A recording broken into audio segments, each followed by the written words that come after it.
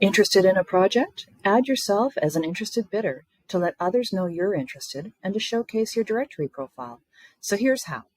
What you want to do is move over to the Bidders tab, and here you'll see a list of all the plan takers, project confirmed bidders, interested trade contractors.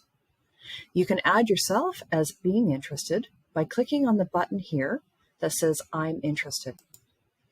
Here you're going to select the bidder type, and in this case I'm going to select a trade contractor as I'm logged in as Addleston Construction. What kind of information will be displayed, whether it's your contact information or just the company information, and whether or not you would like to be added to the list of followers to get updates on this project, and click Save. That's it. You'll now see that Addleston Construction is listed as an interested trade contractor for everyone to see. If you'd like to learn more about any of the trades listed, simply just hover over their name and click, and you'll be linked to their directory profile. Thank you.